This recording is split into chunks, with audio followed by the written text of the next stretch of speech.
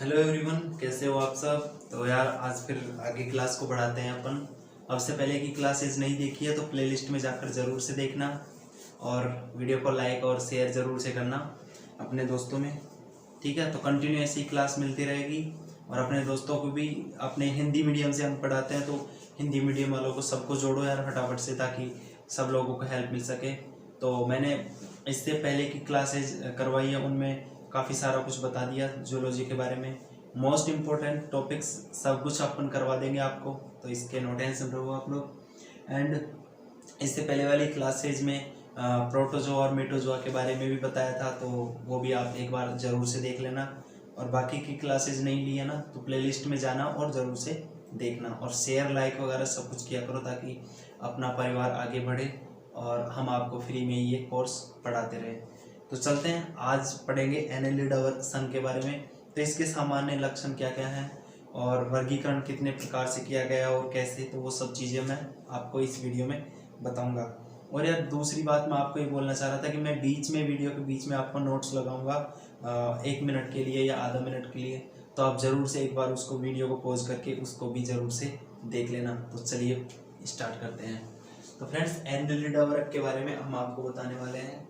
तो सबसे पहले तो इसके जो लक्षण क्या है, सामान्य लक्षण क्या है, वो उनके बारे में बात करते हैं।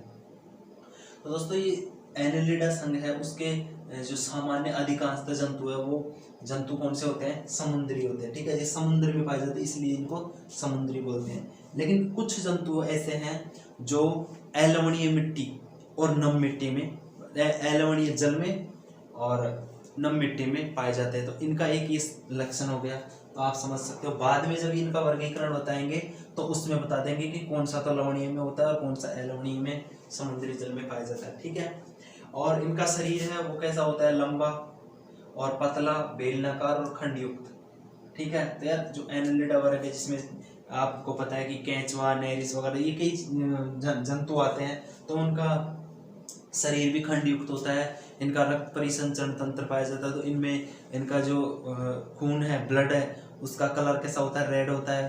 तो ये छोटी छोटी चीजें आपको आनी चाहिए। ठीक है, दूसरी बात करते हैं कि वास्तविक देह गुहा।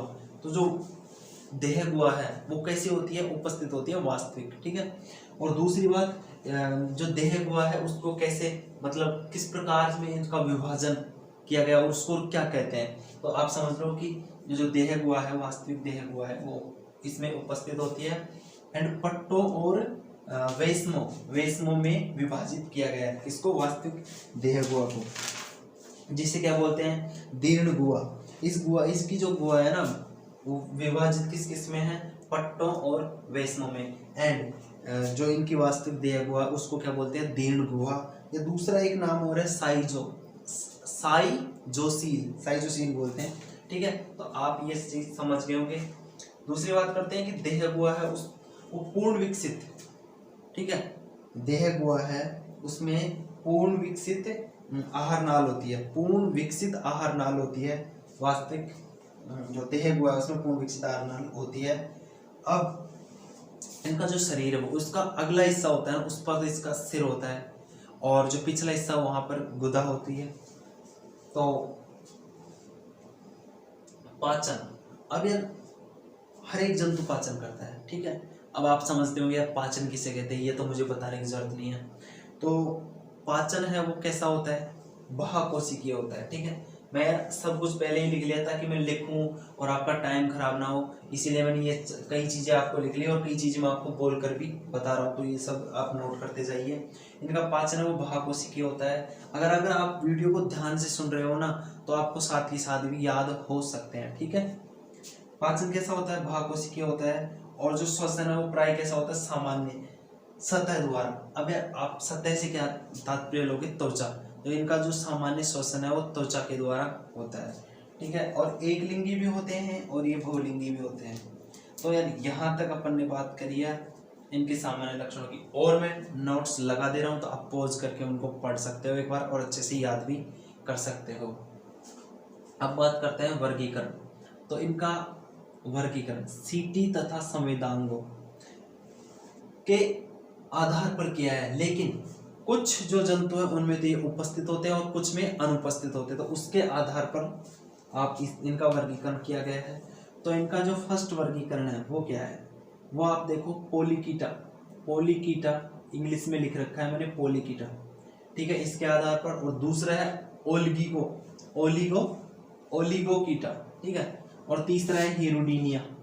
तो यह तीन वर्गीकरण, तीन भागों में इनका वर्गीकरण किया है। तो अब इनके अंदर जो क्या क्या विशेषता है उनके बारे में आपको मैं बताऊंगा। तो स्क्रीन पर लगाऊंगा मैं आपके लिए नोट्स, एक एक लाइन को पढ़कर समझाऊंगा, जरूर से आप उनको एक बार देख लीजिए। तो सबसे पहले बात करते हैं पोलिकीटा की। तो पोलिकीटा है वो कैसा होता है, ये जो संघ है इसके जो अधिकतर जंतु कैसे होते हैं, समुद्री। और इनमें जो गमन है, गमन के लिए क्या पाया जाता है, पैरापोडिया, जिसको बोलते हैं पार्श्वपाद। ओके, सिर इनका स्पष्ट होता है, नेत्र और स्पर्शक एवं पैल्पस उपस्थित होते हैं। ये जंतु कैसे होते हैं, एक लिंगी, ठीक है, और अस्थायी अंगों के रूप में और कई खंडों में निर्मित होते हैं पार्श्वकाल में, ठीक है। अब इनका उदाहरण की बात करें तो नेरिस ले सकते हो आप, एफ्रोडाइट ले सकते हो, कीटोप्टेरिस ले सकते हो, एरेनिकोला। तो ये है इनके उदाहरण।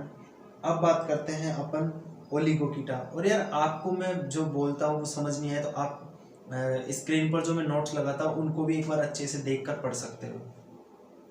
ओलिगोकीटा है तो इनका जो मैंने बताया था कि यार ये दो प्रकार से, ये समुद्री जीव है लेकिन ये नम जो जमीन है उसमें भी पाए जाते हैं और समुद्र में भी। तो अलवणीय और लवणीय। तो नमी मिट्टी, नम मिट्टी में और तालाब, झीलों आदि में इनका निवास होता है। सिर है जो अस्पष्ट, ठीक है, नेत्र अस्पर्शक और पैल्पस क्या होते हैं, अनुपस्थित होते हैं। अब आता है पार्श्वपाद, तो ये भी अनुपस्थित होते हैं। क्लाइटेलम स्थायी रूप से उपस्थित होता है, ठीक है। अब एक ही जंतु शरीर में दो भाई द्विलिंगी जंतु होते हैं, कौन से, ओलिगोकीटा, ठीक है, नर व मादा जननांग एक ही शरीर में मिल जाते हैं।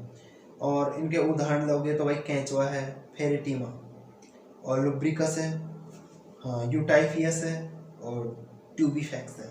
तो ये हैं इनके उदाहरण। अब बात करें हिरुडीनिया की। दोस्तों इतना टाइम नहीं है मेरे पास कि मैं आपको बहुत ज़्यादा डिटेल में बताऊं, क्योंकि यार काफ़ी सारी प्रॉब्लम है मेरे साथ। तो मैं आपको शॉर्टकट में आपके अच्छे नोट्स और जो भी मोस्ट इम्पोर्टेंट टॉपिक है उनको मैं फटाफट से क्लियर करवाता चल रहा हूँ। अब बात करते हैं हिरुडीनिया की।